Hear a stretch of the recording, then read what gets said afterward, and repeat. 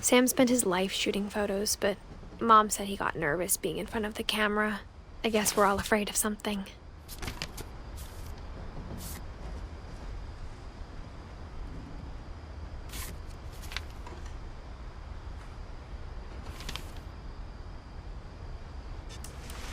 Dawn, I promise, you'll never forget this weekend. Yes, sir. These memories are gonna last a lifetime. Am I gonna have to shoot anything? It's a hunting trip, Dawn. Shooting is strongly encouraged.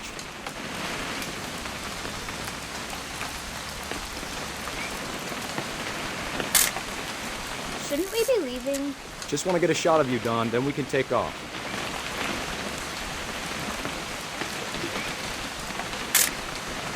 I'm over here, Dad.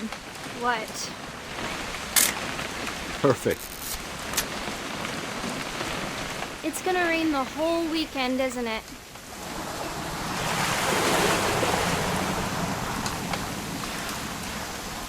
Please just take the damn picture. Hey, language.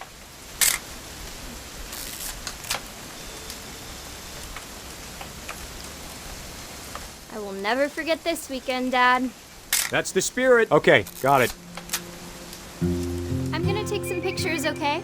Just be careful. The camera's older than you are.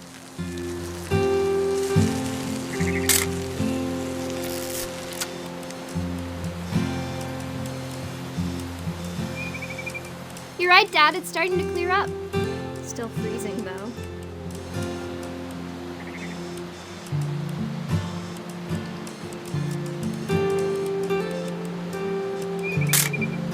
Aw.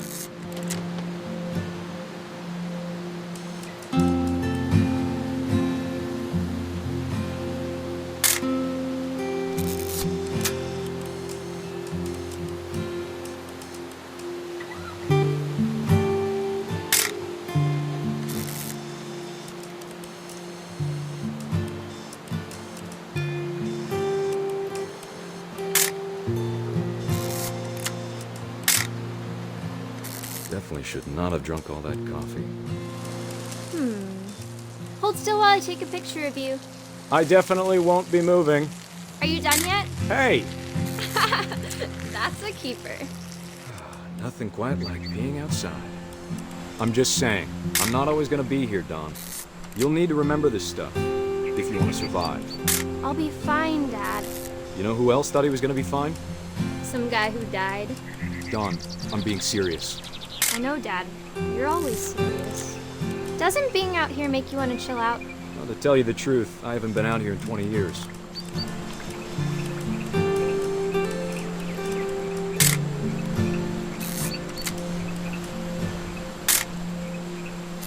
Last time I was with my brother Calvin. Man, that was a great trip. Your grandpa Sven taught us how to fish, how to build a fire. We found an old logging trail. Dawn, don't you think you could find something more interesting to photograph? I bet if I could remember where that trail was, we'd spot a buck for you in no time. Give me a minute to check the map.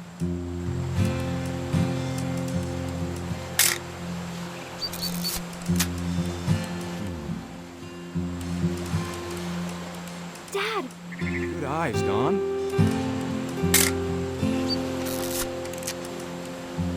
Before you take the shot, let me get a picture of you.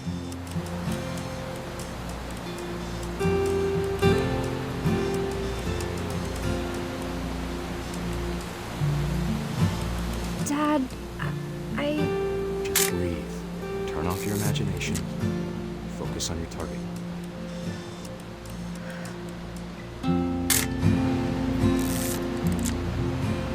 Let me get behind you. Do I have to do this? Dawn, you don't have to do anything. But if you want to survive, you'll need to be strong.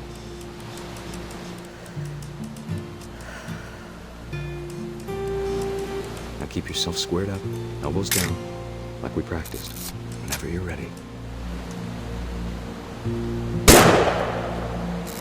Great shot, Don!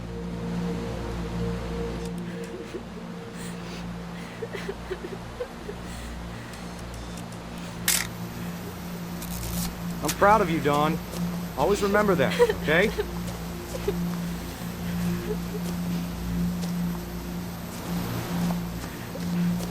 Dad, it's twitching.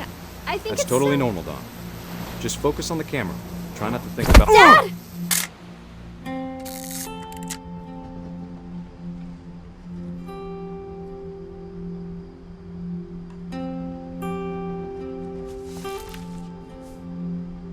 Of all these stories, that's the one I wish most that my mom had told me.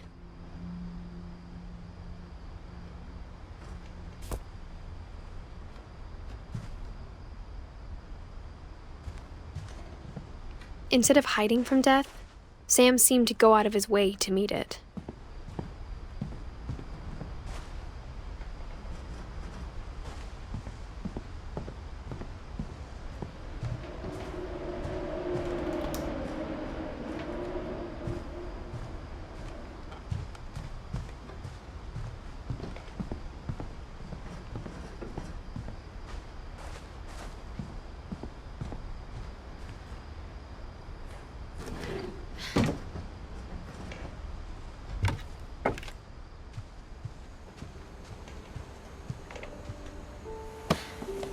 After Sam died, my mom and Edie got really close.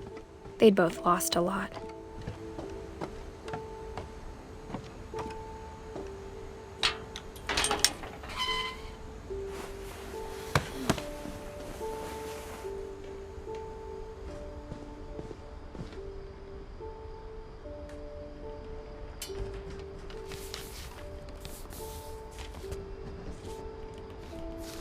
Dear Kay, do you remember the way Gregory used to laugh when he thought he was alone?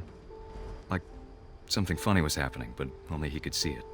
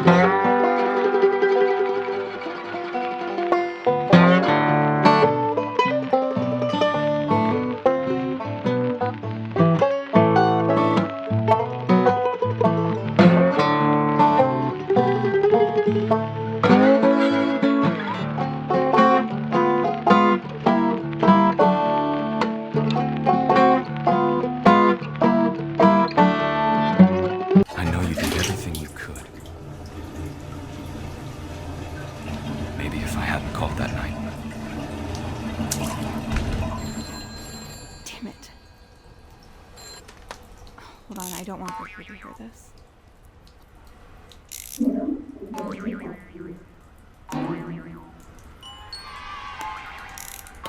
wish she could have told us about the world he saw.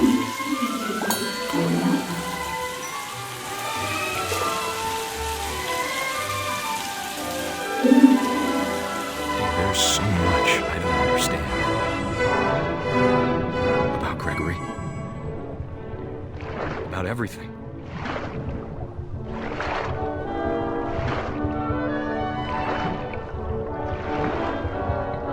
But I know what happened wasn't your fault.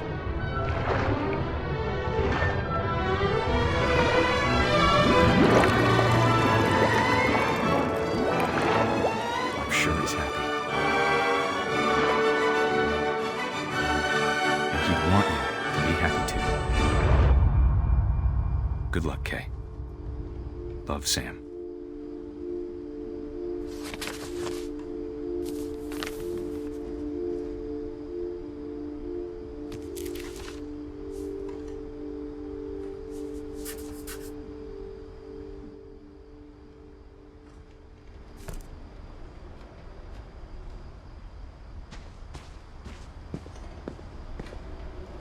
I can't imagine my mom ever writing poetry, and yet... A poem for Gus, who always said the wedding was a bad idea. Our father never hit us kids, at least not very hard, before the day my brother said with teenage disregard that he'd be dead before he'd see a wedding in our yard.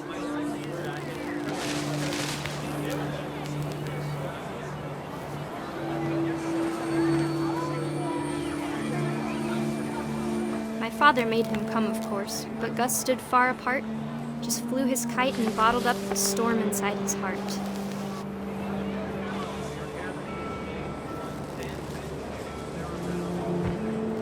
I tried to talk him out of it, but though he'd never met her, "We don't need a stepmom," were the words that I now pronounce you husband and wife. You may kiss the bride.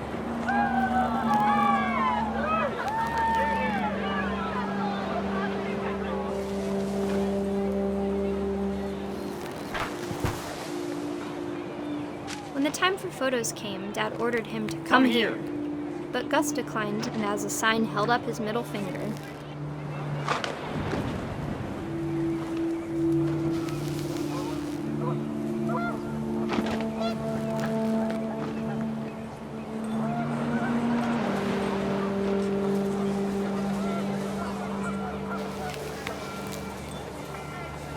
The wind picked up, and panicked geese appeared and quickly went.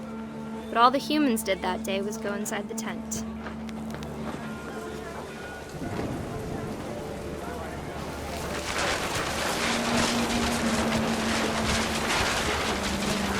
The rain came down in buckets then, but no one seemed afraid that nature might destroy the tent our dad had crudely made.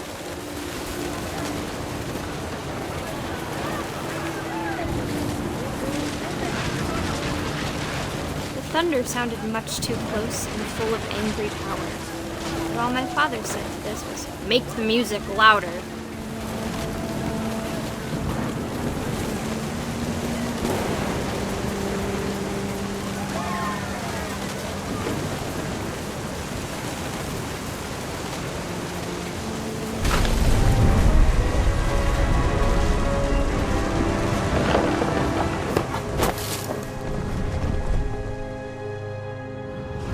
I wish that I could truly say I thought about you on that day.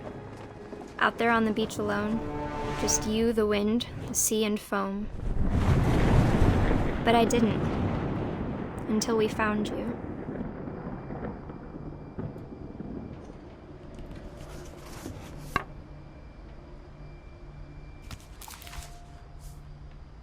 She never talked about him, but Mom told me once if I was a boy, they were going to name me Gus.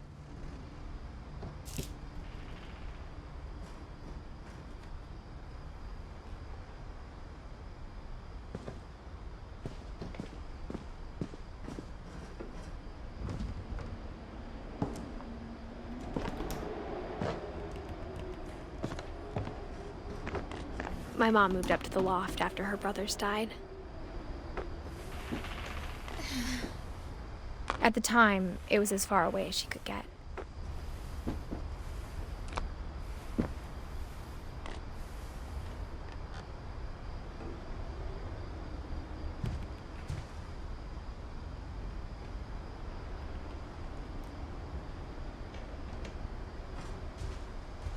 She spent a summer building houses in Calcutta, where she met my dad, Sanjay.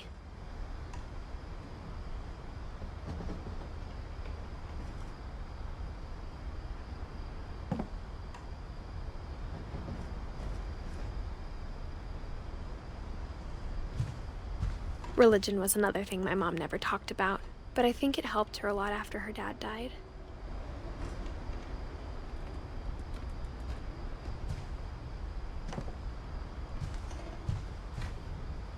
My mom moved to India a week after graduation and got a job teaching English. Louis was born a year later.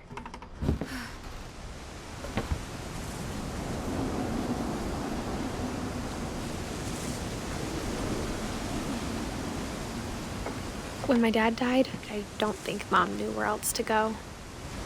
I'm sure Edie was happy to have her back.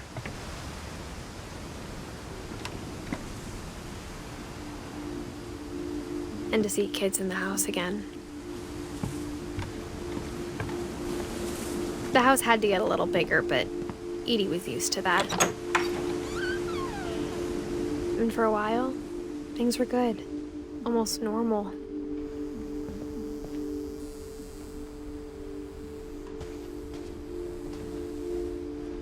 But it didn't last.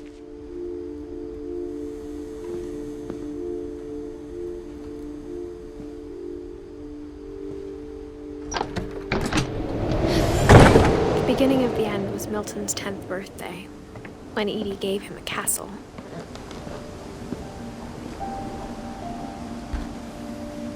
After Milton disappeared, the only thing he left behind was a room full of paintings.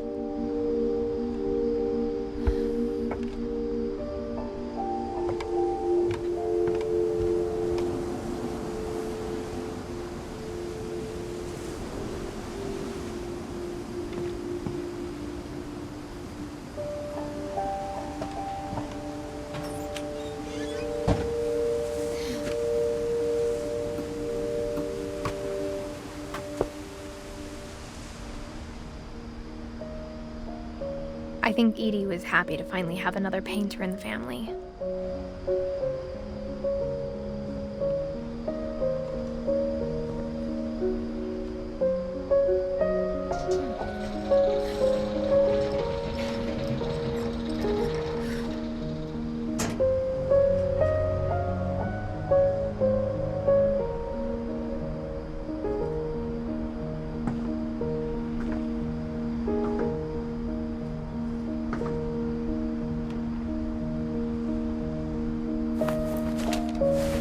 Milton Finch in The Magic Paintbrush.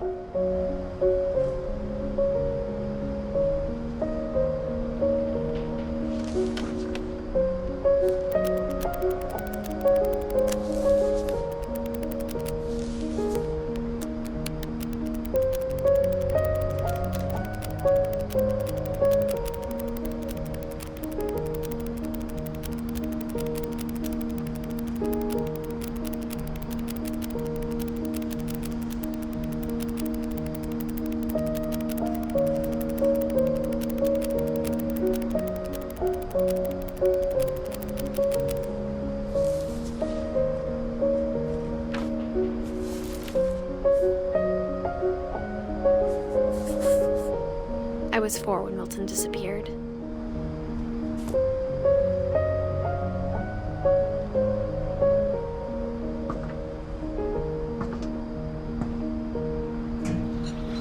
Mom spent months searching for my brother.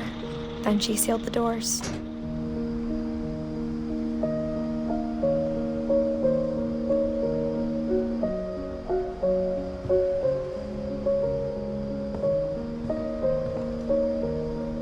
Whatever Milton had found in the house, Mom didn't want it getting out.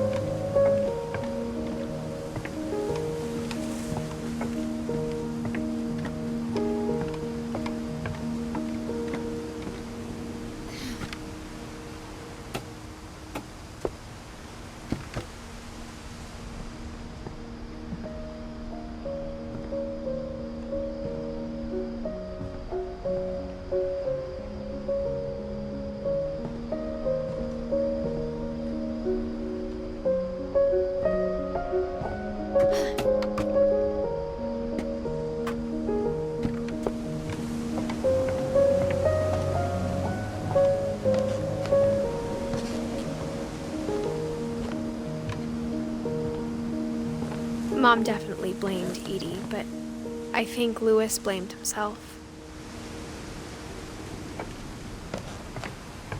After he graduated, he just spent more and more time in his room, until Mom got him a job at the cannery. Everyone always told me to stay out of Lewis's room, except Lewis.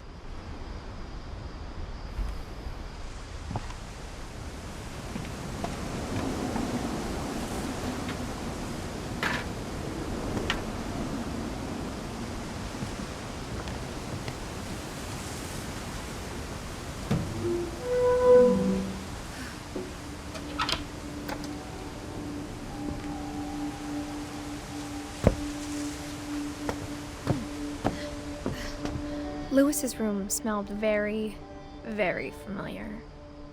That part of him lived on.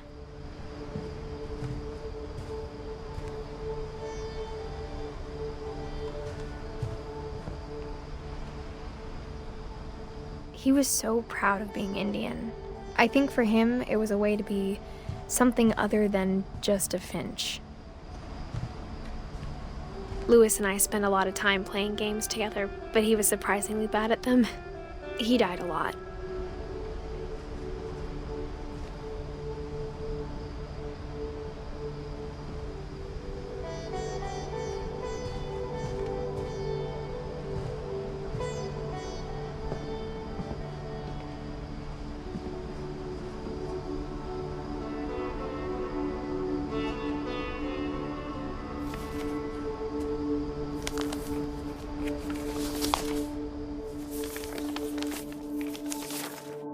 Dear Mrs. Finch, as Lewis's psychiatrist, I can understand your desire for an explanation.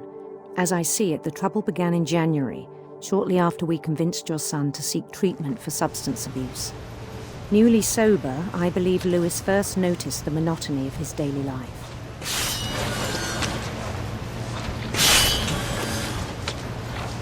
He kept working at the cannery. But he withdrew part of himself. In our sessions, I saw the same behavior. His mind began to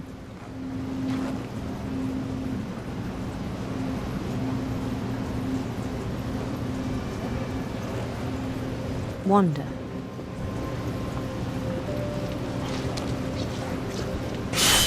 I asked him to describe it.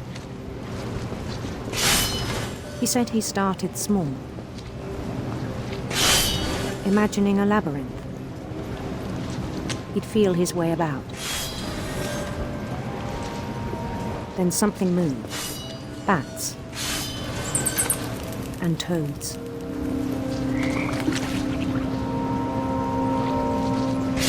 And things that have not names.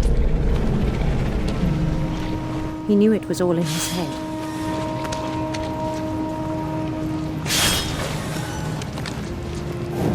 He took it very seriously. I had hoped he'd find himself.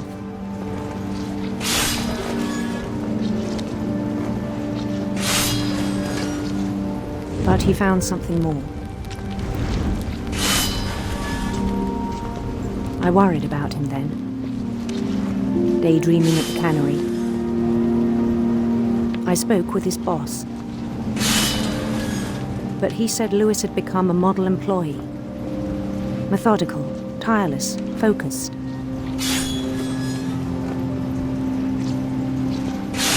Like a whole new Lewis.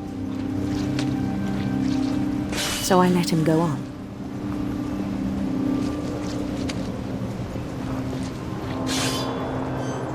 I even encouraged him. It seemed very promising at first. He told me he'd made a new friend.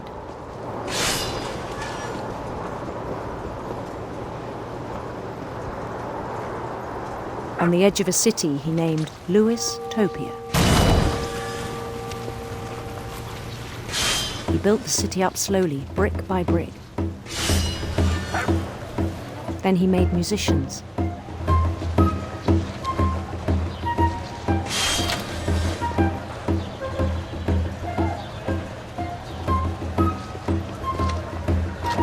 songs for them to play. He talked about starting a band.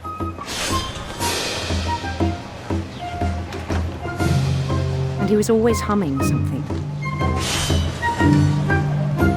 Every day his imagination grew stronger.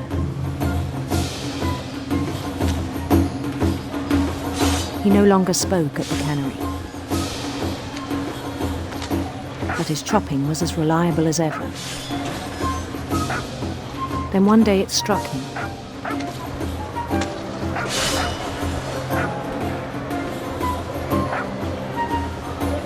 At all the cheering crowds, even the stones under his feet,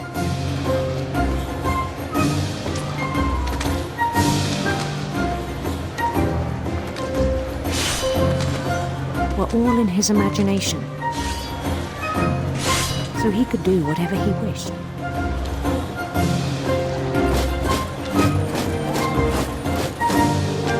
He held an election for mayor,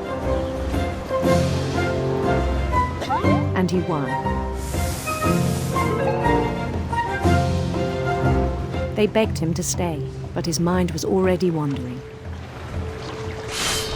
It became a game for him.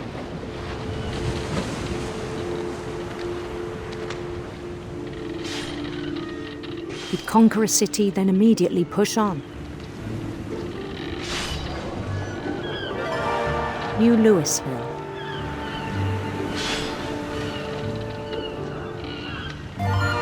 St. Louis. He started drifting away from our reality.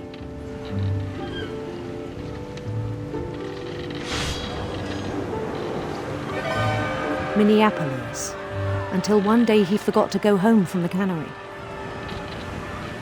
Even as his mother pleaded with him, part of Louis kept sailing on.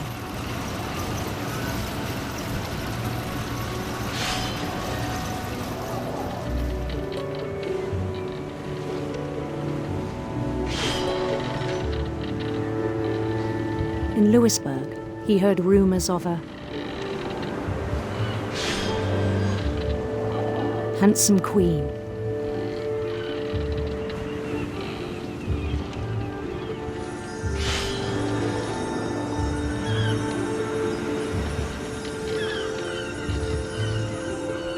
The queen was on her own quest for sinister serpents.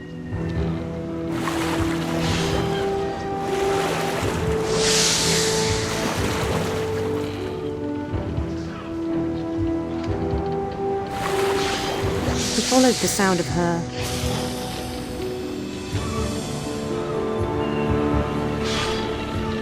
electric sitar.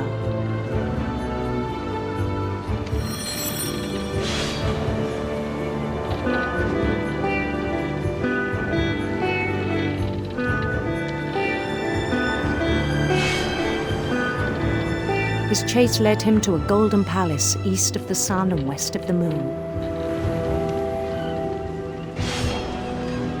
Even then, his logic remained sound. He knew the world was all in his imagination.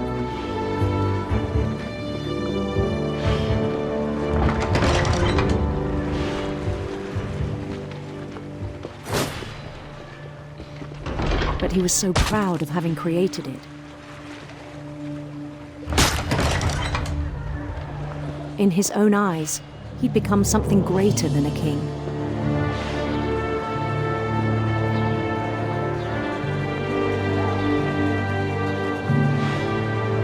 For someone who'd never known success in the real world, I think it was overwhelming. And then it struck him that the real Louis was not the one chopping salmon, but the one climbing the steps of a golden palace.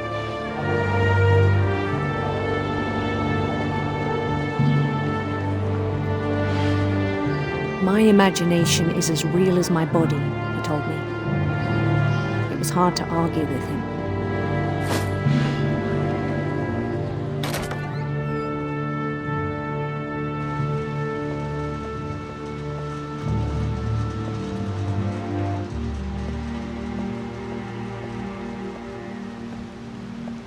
began to forget the world we know.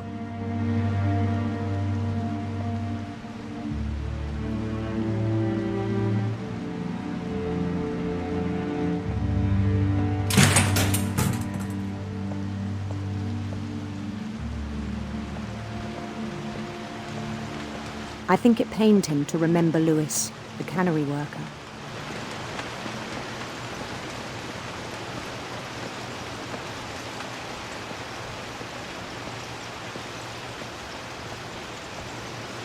He began to despise the man with a royal contempt.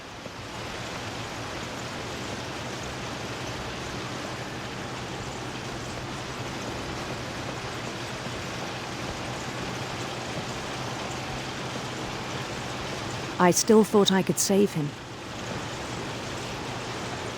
Even after he said he was being crowned king over all the lands of wonder.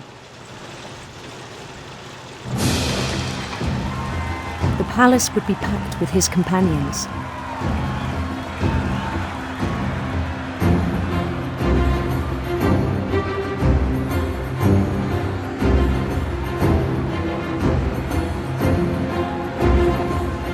Including the wise Calico who'd insisted on inviting him.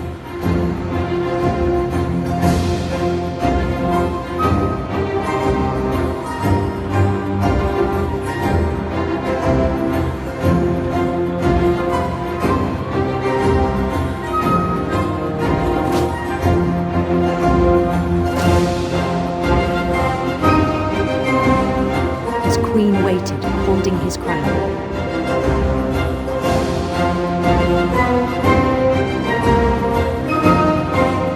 There was only one thing left to do.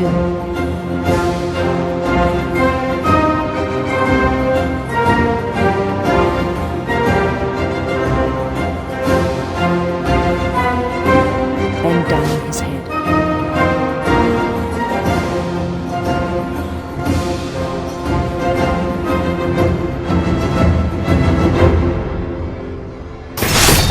And the rest I think you know. Mrs. Finch, your son was a kind man who will be missed by all of us who knew him.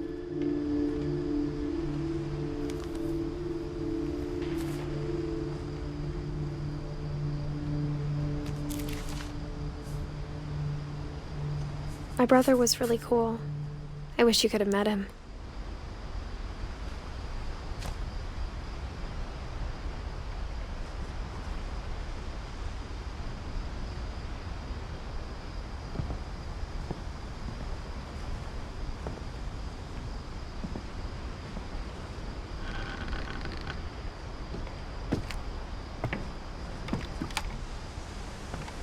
On the way back from Lewis's funeral, my mom told me to start packing. She waited until the day before we left to tell Edie. I'm not sure if she wanted to make it easier or harder.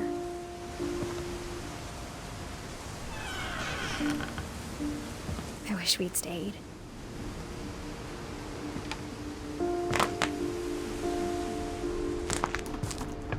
But I understand why we left.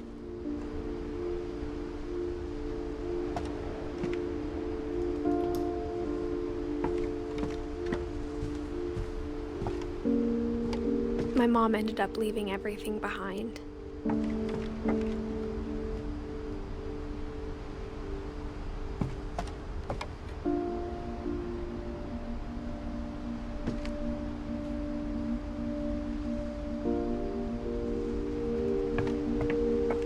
What happened that night had been coming for a long time. Maybe it should have come sooner.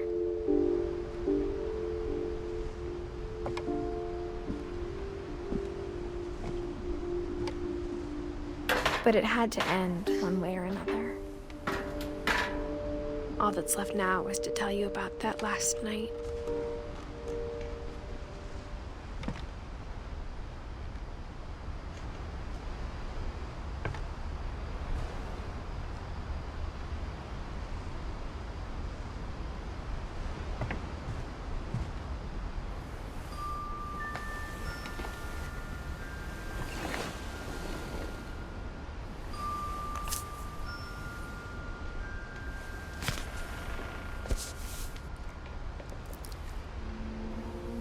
That whole last day, Edie just watched us pack and didn't say a word.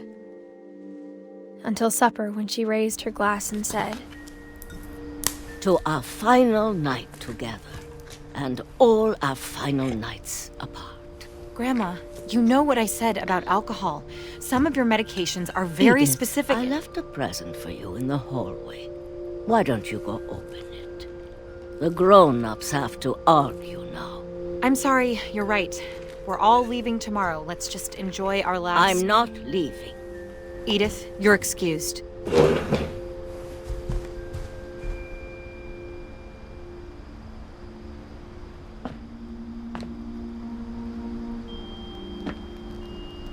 The power had been shut off that morning, but Edie always had plenty of candles.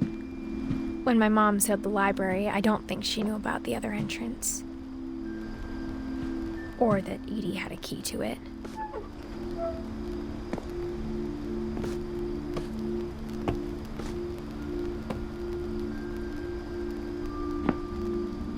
That thing you're afraid of isn't going to end when you leave the house.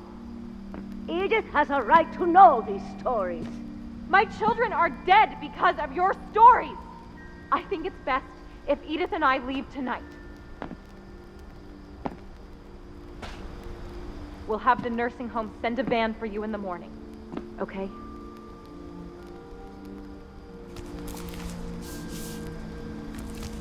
Dear Edith, there's so many stories I wish I could tell you, but there's only time for one. This is about what happened on the night you were born.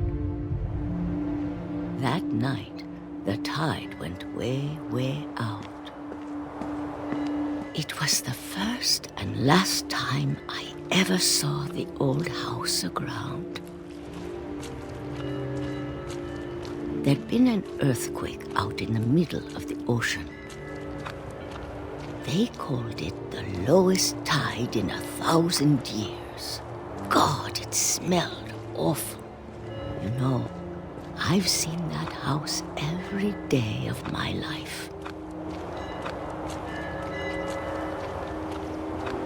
But I never thought I'd go back to it. When the fog rolled in, I lost my way.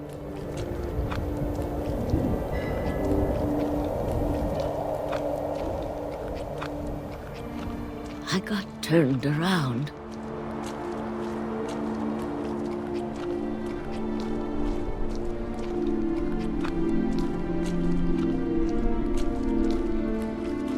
For a while, I wandered.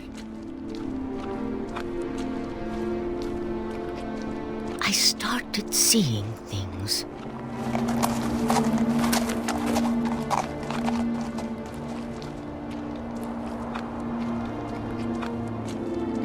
Things I'd forgotten had ever existed.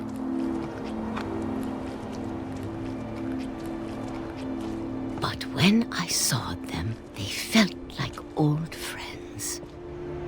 That night, a lot of things came back to me. Or maybe I came back to them.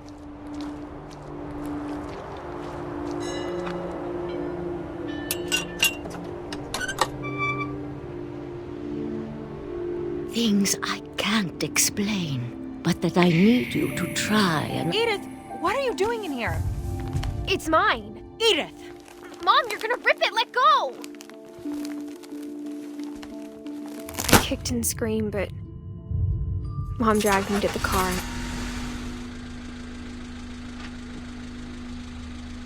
I never saw Great-Grandma Edie again.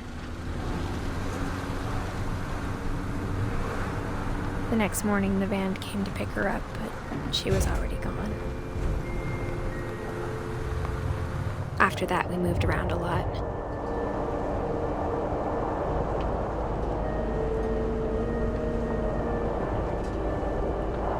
We both tried to make the best of it.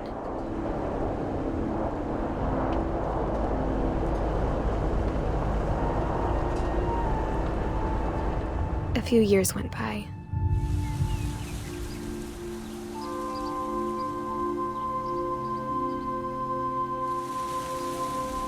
My mom didn't like to talk about it. but she started getting sick a lot. The rest happened pretty quickly. She got better for a while, and then she didn't. And then I was alone.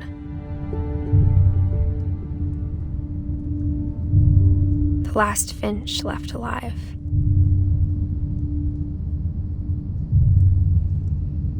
Until I found out about you. I'm still not sure what to tell you about all this.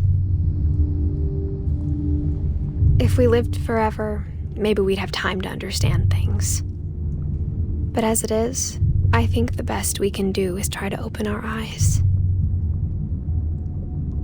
And appreciate how strange and brief all of this is.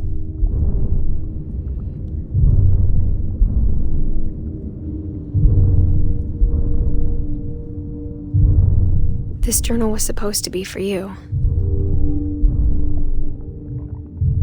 But now I hope you'll never see it.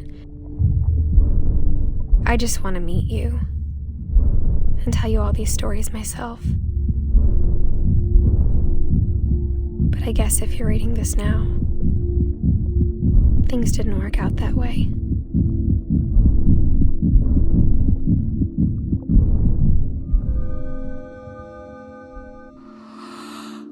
This is where your story begins. I'm sorry I won't be there to see it. It's a lot to ask, but I don't want you to be sad that I'm gone.